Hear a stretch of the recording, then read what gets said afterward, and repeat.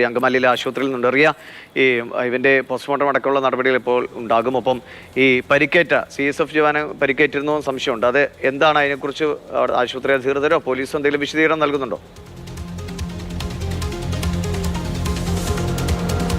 ദിവിഷ, നമ്മൾ നേരത്തെ കേട്ടതുപോലെ ഈ മരിച്ച ഐവിൻ ആശുപത്രിയിൽ എത്തുമ്പോൾ അതീവ ഗുരുതരാവസ്ഥയിലായിരുന്നു. കണ്ടു നിൽക്കാൻ പോലും കഴിയാത്ത വിധത്തിൽ ശരീരത്തിലാകെ മുറിവുകളും പാടുകളും പരിക്കുകളും ഒക്കെ ഉണ്ടായിരുന്നുവെന്നാണ് ആശുപത്രിയിൽ കൊണ്ടുവന്ന ആളുകളടക്കം പറയുന്നത്. ജീവൻ ഒരു തരത്തിലും രക്ഷപ്പെടുത്താൻ കഴിയാത്ത അത്രയും ഗുരുതരമായ പരിക്കുകൾ ഉണ്ടായിരുന്നു. ഒപ്പം തന്നെ CSF SI ആയിട്ടുള്ള വിനയകുമാർ, അദ്ദേഹം ഇവിടെയുണ്ട്. ഈ പ്രതിയായ ആൾ കൂടി ആശുപത്രിയിൽ എത്തിയിട്ടുണ്ട്. ആ സ്ഥലത്ത് ചെറിയ രീതിയിലുള്ള കയ്യാങ്കളിയൊക്കെ ഉണ്ടായിട്ടുണ്ട് എന്നാണ് നമ്മൾ മനസ്സിലാക്കാൻ കഴിയുന്നത്. അതിലുണ്ടായ പരിക്കുകളാണ് എന്നൊരു സൂചനയുണ്ട്. അതല്ല ഈ വാഹനാപകടം ഈ വാഹനത്തിൽ വന്നിടിച്ച് തെറിച്ചു വീണതിലുള്ളതാണോ എന്നും സംശയമുണ്ട്. എന്തായാലും പരിക്കുകളുണ്ട്. ഈ ആശുപത്രിയിൽ തന്നെ ഈ ഉദ്യോഗസ്ഥരുമുണ്ട്. മറ്റൊന്ന്, ഈ കോൺസ്റ്റബിൾ ഈ സംഭവമൊക്കെ നടന്ന ശേഷം ജോലിക്ക് നെടുമ്പാശ്ശേരി വിമാനത്താവളത്തിൽ കയറിയിരുന്നു. അവിടെ നിന്ന് ആണ് പോലീസ് എത്തി ഈ പ്രതിയെ, രണ്ടാമത്തെ പ്രതിയെ, കോൺസ്റ്റബിൾ ആയിട്ടുള്ള ആളെ പിടിച്ചുകൊണ്ടുവന്ന് കസ്റ്റഡിയിൽ എടുക്കുന്നത്. അതായത് ഇത്രയും വലിയ അതിക്രമമൊക്കെ നടത്തി യാതൊരു കൂസലുമില്ലാതെ ഈ രണ്ടാമത്തെ പ്രതിയായ കോൺസ്റ്റബിൾ ആയിട്ടുള്ള ബീഹാർ സ്വദേശി ജോലിക്ക് കയറിയിരുന്നു എന്നതുകൂടി എടുത്തു പറയേണ്ടതാണ്. എന്തായാലും CPM-ന്റെയും കോൺഗ്രസിന്റെയും ഒക്കെ രാഷ്ട്രീയ പ്രവർത്തകർ ഇവിടെ എത്തിയിട്ടുണ്ട്. അവർ ഈ വലിയ ഞെട്ടലിലാണ്. അവർക്ക് അറിയുന്ന ആളാണ്. അതോടൊപ്പം തന്നെ അയൽവാസികളൊക്കെ ഇവിടെ എത്തിയിട്ടുണ്ട്. ഇതെങ്ങനെയാണ് ഈ സംഭവത്തെ?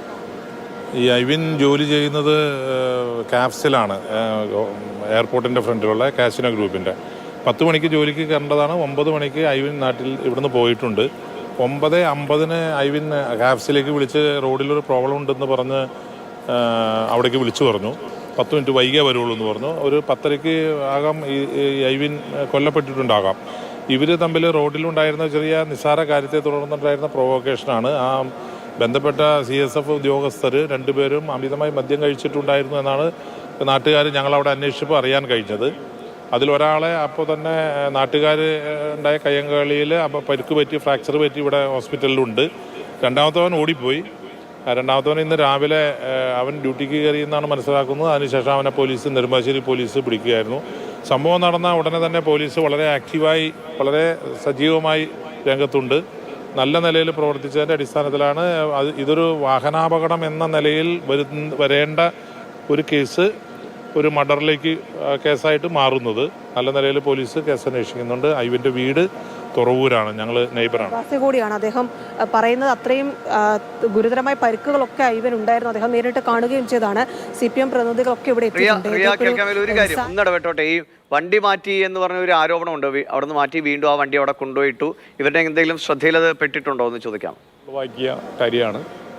വളരെ ക്രൂരമായ വിധത്തിലാണ് CSF ഉദ്യോഗസ്ഥന്മാർ വാഹനം സ്ഥലത്ത് നിന്ന് നേരത്തെ മാറ്റിയെന്നും പിന്നീട് അവിടെ കൊണ്ടുവന്ന് ആളുകളൊക്കെ ആവശ്യപ്പെട്ട ശേഷം തിരിച്ചു കൊണ്ടുവന്ന് ഇടുകയായിരുന്നു എന്നൊരു ആക്ഷേപമുണ്ട്. ശ്രദ്ധയിൽപ്പെട്ടു. അതെ, അത് ഈ രണ്ടാമത്തെ പ്രതി അദ്ദേഹം ബീഹാർ സ്വദേശിയാണെന്നാണ് പറയുന്നത്. അദ്ദേഹം CSF-ന്റെ ഉദ്യോഗസ്ഥൻ വീണ്ടും ജോലിക്ക് കയറി.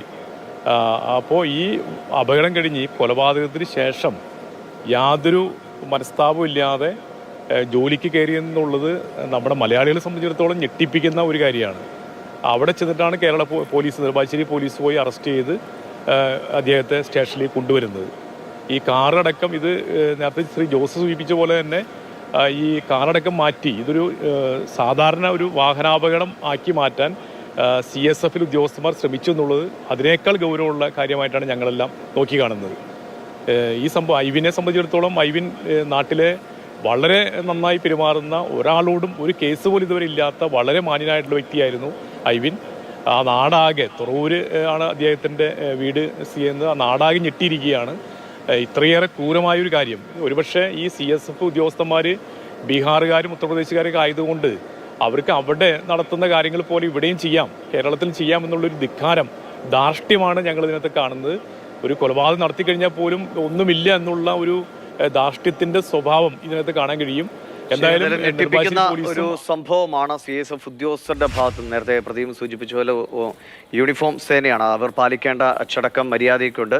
അത് പൂർണ്ണമായും പാലിക്കാതെ ഒരു യുവാവിനെ കൊല്ലാക്കൊല ചെയ്ത് ഭീകരമായി പീഡിപ്പിക്കുന്ന നിലയിൽ അവസാനം അത് മരണത്തിലേക്ക് സംഭവിക്കുന്ന നിലയിലാണ്. ഇത്രയും സമയമൊക്കെ ബോണറ്റിലിട്ട് വലിച്ചഴിക്കുക, പിന്നെയും ദൂരത്തോളം, എന്നിട്ട് പിറ്റേ ദിവസം ജോലിക്ക് പോകാൻ കഴിയുന്ന മാനസികാവസ്ഥയും ഉണ്ടാവുക എന്ന് പറയുന്ന ആളുകളെ പേടിച്ചിട്ട് എങ്ങനെയാണ് മനുഷ്യൻ വഴിയിൽ ഇറങ്ങി നടക്കുക?